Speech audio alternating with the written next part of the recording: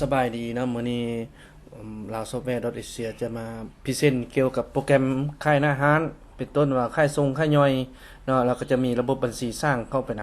ำก่อนอื่นหมดก็คือว่าเดี๋ยวนี้ข้าพเจ้าได้รันโปรแกรมขึ้นมาแล้วเนาะก็คือว่าเป็นต้นว่าเดี๋ยวนี้มันจะมีหน้าต่างล็อกอินเข้ามาแต่ละยูเซอร์เฮาสามารถกำหนดได้เป็นต้นว่าเดี๋ยวนี้ข้าพเจ้าใช้ทดลองเบิ่งว่าก็คือว่า1เฮาจะใส่ยูเซอร์ผู้ใส่เนาะแล้วก็รหัสผ่านไป เข้าไปหน้าตามันก็จะปรากฏเห็นมีรูปแบบนี้เนาะก็คืออยู่ในนี้มันก็จะมีระบบก็จะประกอบไปด้วยข้อมูลสำนักงานข้อมูลเกี่ยวกับการตั้งเฮ็ดเวียกอัตราแลกเปลี่ยนข้อมูลพนักงานข้อมูลอ่าสาขาอาหารแล้วก็ข้อมูลผู้กำหนดผู้ใช้งานเนาะแล้วก็จะมียอดยกปิดบัญชีประจำเดือนต่างๆเนาะก็จะมีปิดบัญชียอดยกมาแล้วก็จะมีสร้างสินค้าแล้วก็จะมีหมวดสินค้าแล้วก็มีในการพิมพ์สติกเกอร์บาร์โค้ดมีต่างๆอยู่ในระบบของเฮาเนาะในระบบของเฮานี่ก็จะมีในปี2018ของเฮานี่ได้อัปเดตขึ้นก็คือว่ามันจะมีระบบการสั่งซื้อสินค้าเนาะออกใบสั่งซื้อสินค้าเพื่อจะรับเอาออกใบสั่งซื้อแล้วรับเอาสินค้าตัวที่ว่าใกล้สมมุติเราเอาออกใบสั่งซื้อสินค้าเข้ามาแล้วก็จะมีระบบเป็นต้นว่าระบบรับสินค้าเข้าสางก็คือรับสินค้าเข้าสางก็จะมีรับสินค้าเข้าสร้างรับคืนจากสาขารับคืนจากสร้างแล้วก็จะมีรับรายการต่างๆนะครับก็คือว่าจะมีข้อมูลการชำระเงินให้ผู้สนองก็คือว่าเวลาเราสั่งซื้อสินค้าจากผู้สนองแล้วเขาก็จะมาชำระเงินให้ผู้สนองจนนี่ต้องส่งเนาะแล้วก็จะมีนายสร้างก็คือจะมีการจ่ายสินค้าออกสร้างจะมีการจ่ายสินค้าออกสร้างแล้วก็จะมีรายการการจ่ายสินค้าสะสร้างสินค้าเป็นตัวสะสร้างสินค้าตัวที่ว่ามันเชี่ยคุณบ่สินค้าที่ว่ามันหมดอายุบ่หรือว่าสินค้าต่างๆเนาะแล้วก็จะมีรายการแต่ละส่งสินค้าไปแต่ละแผนกแล้วก็จะรายการสินค้าซ้ำๆระบบการขายเนาะระบบการขายก็จะมีใบระบบขายอาหารเนี่ยก็จะมีออกใบการสั่งซื้อแล้วก็มีจะระบบออกใบเสนอแล้วก็มีออกระบบการขายสินค้าแล้วก็มีการชำระเงินของลูกค้าแล้วก็จะมีรายงานการขายประจำวันตามมูลค่าบินตามประเภทตามสินค้าแล้วก็มีเปอร์เซ็นต์ของพนักงานการขายแล้วก็จะมีนี่ต้องรับหรือว่าต้นทุนผิดเดี่ยงระหว่างการขายและต้นทุนเนาะระบบรายงานมันก็จะมีประกอบด้วยต่างๆเนาะก็คือข้อมูลเพิ่มเติมมาในนี้บัดนี้เราจะมาทดลองสาธิตเบิ่งยกตัวอย่างคือข้าพเจ้าจะเพิ่มสินค้าตัวนึงเข้าไปเนาะเป็นต้นวันยกตัวอย่างคือประเภทสินค้าส่วนหนึ่งเนาะประเภทนมเสริมเนาะบันทึกเข้าไปมันก็จะปรากฏอยู่นี่ถ้าว่าเราจะเปลี่ยนอยู่ในนี่เนาะก็คือว่าเราจะเปลี่ยนเป็นอยู่นี่ก็คือเราสามารถ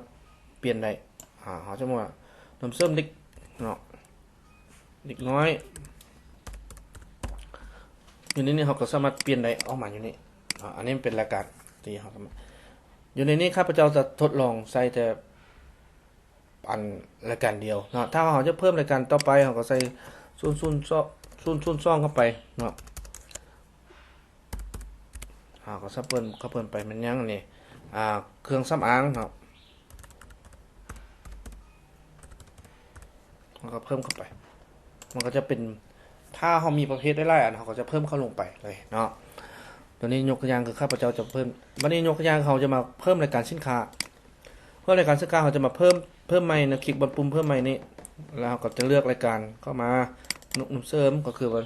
ยกตัวอย่างคือนมโอวัลตินสมาร์ทรหัสเครื่องถ้ามีรหัสเครื่องเขาก็ใส่เนาะถ้าไม่มีรหัสเครื่องเขาก็หัวหน่วยเป็นแพ็คนี่หัวหน่วยย่อยเนาะขนาดบรรจุเท่าไหร่ถ้ามีเขาก็ใส่บ่มีเขาก็หัวหน่วยทรงเป็นแก๊ส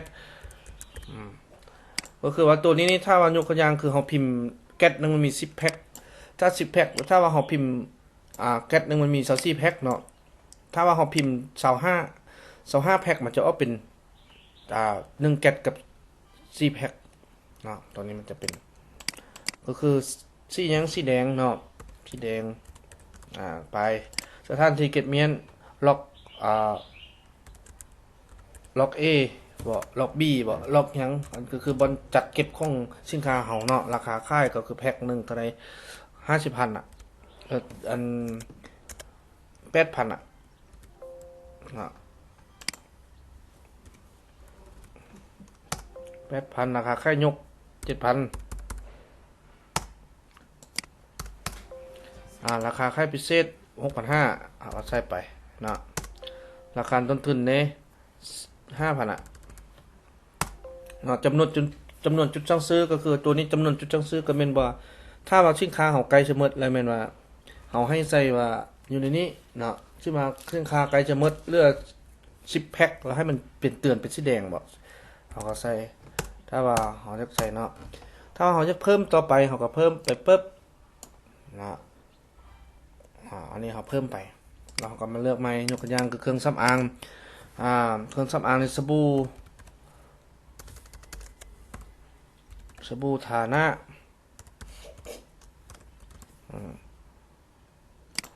รหัสเอามีอันนี้เป็นแพ็คเอาเป็นก้อนขนาดบรรจุเท่าไหร่10 กรัมหน่วยทรงเป็นแพ็คขนาดบรรจุมี10ขนาดบรรจุนี่มี5 ก้อนสิเนาะ5 ก้อนเราก็ใส่5 ก้อนไปมันนี่ล็อกบี้ราคาค่าย2,500เนาะทุกมันราคาค่ายใน 3,500 4,000เราก็เอาไปในที่นี้ใส่ราคา 3,000 ราคาค่ายทรง 2,800 2,700 ราคาค่ายพิเศษ 2,500เราก็ใส่ไปเนาะราคาต้นทุนใน3,500เราก็เอาไปเนาะแต่ว่าเขาใช้ตามราคาตัวจริงที่เราได้กำหนดสมมติว่าสาวถ้าเราจะเพิ่มไหมเขาคลิกเพิ่มแล้วก็เลือกประเภทเข้ามาเนาะถ้าว่าเขาเพิ่มประเภทแล้วเขาเอิ้นคืนมาในประเภทก็คือว่าตัวนี้ถ้าว่าสินค้าเป็นสีแดงนี่ก็คือไม่ถึงว่าสินค้าเขาไกลจะอันสินค้าเขาบ่ได้รับของสินค้าเขาบ่ได้รับเขาสร้างเทื่อเนาะจำนวนเขายังเป็น0อยู่ตัวนี้จำนวนเขายังเป็น0อยู่จำนวนเขาเป็น0เนาะจำนวนเขายังเป็น0อยู่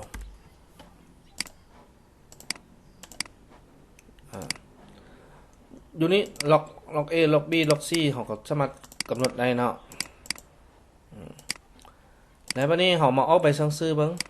อยู่นี่เขาจะวิธีรับสินค้าเขาสร้างนี่เขาจะรับ1เขาจะมารับ2วิธีทางเนาะ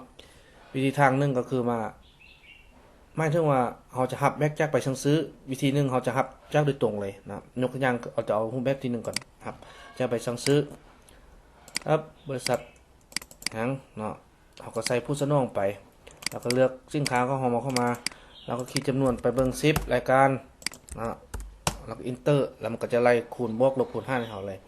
แล้วเขาบันทึกปั๊บเราก็จะพิมพ์ใบสั่งซื้อออกมาได้สั่งซื้อนะรวมมูลค่าเท่าไหร่จะเอามาใบสั่งซื้อให้เขาหลังจากนั้นก็คือว่าเขาสามารถรายงานได้ว่าแต่ละเดือนเขาสามารถมีใบสั่งซื้อเท่าไหร่แล้วเขาก็สามารถวิวคืนได้แล้วเขาก็สามารถรายงานเป็นวันเป็นเดือนเป็นงวดเป็น6 เดือนต้นปี6 เดือนท้ายปีเนาะรายงานใบสั่งซื้อเขามื้อนี้เขาขายได้เท่าไหร่มันก็จะออกมาเนาะแล้ววันนี้เขามารับเขาสร้างเบิ่งเนาะรับเขาสร้างนี่ก็คือว่ารายการรับเขาสร้างนี่อยู่ในยกตัวอย่างคืออยู่ในนี้สินค้าอยู่ในสร้างมันยังพอมียังเถื่อเนาะสินค้าในสร้างและรายการใบสร้างรวมในสร้างนี่เขาก็ยังบ่ทันมีเถื่อเนาะวันนี้เรามารับสินค้าเขาสร้างเบิ่งรับจากใบสั่งซื้อเลยเนาะรับจากใบสั่งซื้อเข้ามาปึ๊บเราคลิกไปย่างรับใบสั่งซื้อนี่เราคลิกอยู่บนนี้เนาะแล้วก็ตัวเราเอาใบสั่งซื้อเมื่อกี้นี่จะมาเลยมาแล้วก็บันทึกครับเขาสามารถพิมพ์ใบสั่งซื้อได้อันนี้พิมพ์ใบครับวัตถุเขาสร้างวัสดุเขาสร้างเนาะแล้วทีนี้เขาก็สามารถรายงานเป็นเดือนเป็นวันคือกันแบบเมื่อกี้นี่คือกันเนาะรายงานได้ว่ามันเป็นแบบแล้วก็สามารถรายงานว่ามื้อนี้เขารับ สินค้าเข้าเท่าไหร่เป็นเดือนเป็นวันเป็นปีเราสามารถรับสินค้าวัตถุเขาสร้างแล้วเราก็สามารถรายงานแบบรายละเอียดได้เนาะรายละเอียดก็คือว่าเรารับเข้ามาเท่าไหร่ซื้อจากร้านใดแล้วก็รับเข้าจากแพ็คราคาเท่าไหร่เงินค่าขนส่งมันจะมีรวมอยู่ในนี้ให้เราเลยเนาะตัวนี้มันจะเป็นบัญชีสร้างรวมสร้างให้เราเลยแล้ววันนี้เราสามารถมาเบิ่งสร้างว่าของสร้างของเราก็สามารถว่าเราสามารถกำหนดไว้ว่าตัวนี้เราซื้อเข้ามาแล้ว11เนาะเมื่อกี้นี่11รายการแต่ละรายการ11แล้วเราสามารถรายงานอยู่นี่รายงานสร้างรวมในสร้างเนาะปั๊บนี่เราสามารถว่าเมื่อนี้เรารับเข้ามา10รายการตกเป็นมูลค่าเท่านี้ทีนี้รวมมูลค่ายกมาเท่านี้สินค้าที่ยังเหลือของเท่านี้แล้ววันนี้เรามาเบิ่งเรื่องระบบการชำระถ้าว่าอันนี้เรายังบ่ได้ชำระนี่ผู้สนองเทื่อเนาะหรือว่านั้นอยู่ในนี้ระบบการรับนี่มันก็จะมี2รูปแบบก็คือว่า1 S ก็คือว่ารูปแบบติดนี้S เป็นตัว N นี่เป็นจ่ายสดตัว N นี่เป็นติดนี้เนาะตัว S นี่มันรับจ่ายสดเนาะสามารถชำระนี่ผู้สนองเนาะชำระนี่ผู้สนองหรือว่าเราสามารถรายงานนี่ผู้สนองก็ได้รายงานสร้างรวมนี่ผู้สนองว่ามื้อนี้เราติดนี่ผู้เท่าใดมื้อนี้เราสามารถติดนี่เท่าใดเมื่อกี้นี้เราซื้อมา 85,000 ตกเป็นเงินกีบเราติดนี่ของบริษัทตัวนี้อันนี้นี่ต้องส่งถ้าว่าเรามาชำระปั๊บเราบันทึกปั๊บมันก็จะหายไปเลยแล้วมานี่เรามาเบิ่งนี่มันก็จะบ่มีคือว่ามูลค่าตัวนี้เราได้ชำระไปแล้วยอดเหลือเราจะบ่มีนะครับแล้วเราก็สามารถรายงานเบิ่งตามรายการละเอียดต่างๆวันที่จ่ายวันที่จังได๋หมดยกตัวอย่างวันนี้คือเอาไปเสนอเราจะข้ามจากไหนสร้างก่อนเนาะธรรมดาเราต้องได้ออกจากบินค่ายแล้วยังค่อยไปหาไหนสร้างคือว่ายกตัวอย่างคือเอาไปเสนอราคาเมื่อตัวอย่างคือเราเสนอราคาให้ไผเนาะตัวละ2 3เนาะเราก็สามารถเพิ่มรายการนี่อันนี้เขาเป็นบินที่เขาเอาไปเสนอเนาะเอาไปบินเสนอของเขาเนาะแล้ววันนี้เราลงมาค่ายเบิ่งปั๊บยกตัวอย่างคือเขาค่ายเอามาจากตัวนี้เลยเนาะตัวนี้เราสามารถจำนวน2ตัวนี้จำนวน3ถ้าว่าตัวนี้สบู่นี่ก็ต้องเลือด7เนาะสินค้าในสร้างตัวนี้ก็ต้องเลือด8เวลาเขาค่ายออกไปบันทึกปั๊บ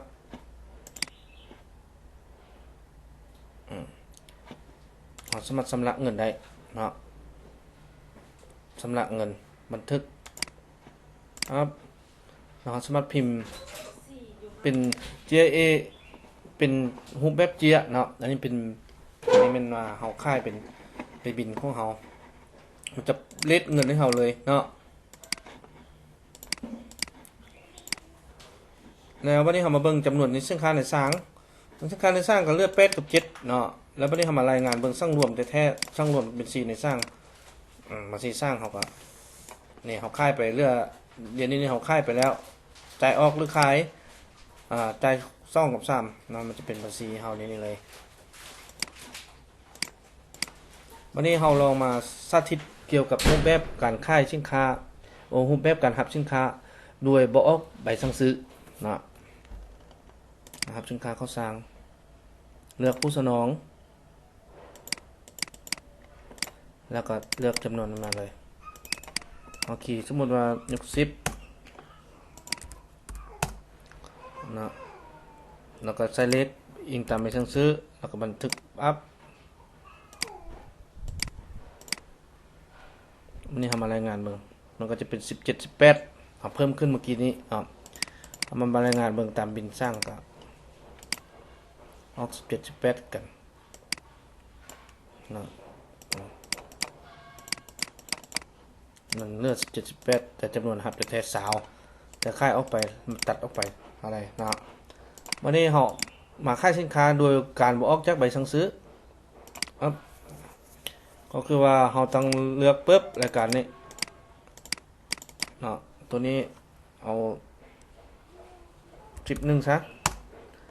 ตัวนี้ตัวนี้เอา12ซะเนาะตัวนี้เอา8วันนี้เราก็บันทึกเลยครับมันจะขึ้นมาบินนี้เนาะบันทึกอยู่ในนี้เราสามารถพิมพ์บินน้อยได้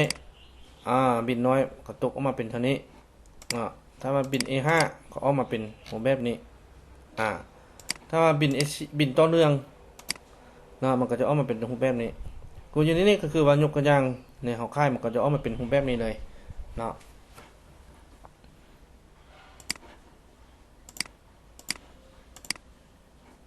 เราก็สามารถมารายงานประจำวันรายงานประจำวันมันจะออกมาในรูปแบบนี้รายงานตามมูลค่าบินออกมาตามนี้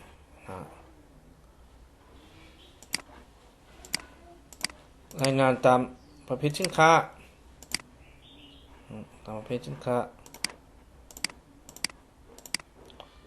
รายงานตามช่องรวมรายรับ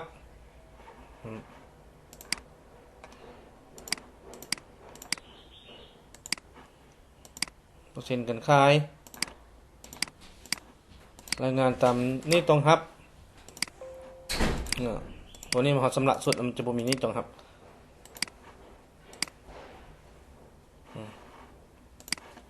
เอาพิมพ์ว่าสีดำไหมอันนี้เป็นเขาสาธิตเกี่ยวกับโปรแกรมการนำไซต์ของเขาเนาะการโปรแกรมเกี่ยวกับการค่ายอาหารเป็นต้นว่าค่ายทรงค่ายย่อยเป็นต้นว่าหารค่ายวัสดุก่อสร้างหารค่ายวัสดุเครื่องไฟฟ้าหรือว่าหารค่ายเครื่องอุปโภคบริโภคเป็นต้นว่าการค่ายย่อยค่ายทรงเนาะระบบของเรามันจะมีระบบการค่ายย่อยค่ายทรงอยู่นี่เนาะแล้วบัดนี้เรามาเบิ่งระบบนายสร้างก็คือว่าเราสามารถจ่ายเครื่องออกสร้างเนาะจ่ายเครื่องออกสร้างนี่เราจะมาเลือกแผนกแล้วก็จ่ายเครื่องออกเท่าไหร่เนาะเราก็สามารถพิมพ์บินได้ว่าจ่ายออกมาเท่าไหร่สร้างเนาะอันนี้บินจ่ายสร้างแล้วก็จะมีรายการสร้างต่างรายการสร้างเครื่องในสร้างสินค้าในสร้างมันแตกออกรายงานจ่ายไปเท่าใดมันก็จะเป็นระบบบัญชีให้เราเลยเนาะว่าหันแยกเท่าใดอันนี้ก็คือว่าท่านสามารถเอาโปรแกรมของเรานี่ไปนำใช้ในธุรกิจของท่านเป็นต้นธุรกิจเกี่ยวกับการค่ายเครื่องบ่ว่าจะค่ายอะไรค่ายเครื่องวัสดุก่อสร้างค่ายเครื่องวัสดุเครื่องไฟฟ้าค่ายเครื่องทั่วไปเครื่องอุปโภคบริโภคหรือว่าเครื่องที่ว่านำใช้ปัจจุบันเนาะที่เป็นระบบระบบการค่ายทรงค่ายย่อยระบบของเราสามารถแยกได้ถ้าทางสนใจก็ติดต่อทางด้านลาวซอฟต์แวร์ .asia ของพวกเราเนาะสถานที่ตั้งอยู่ที่บ้านประสบเมืองศรีสัตนนครหลวงเวียงจันทน์เบอร์โทร55174740ขอขอบใจ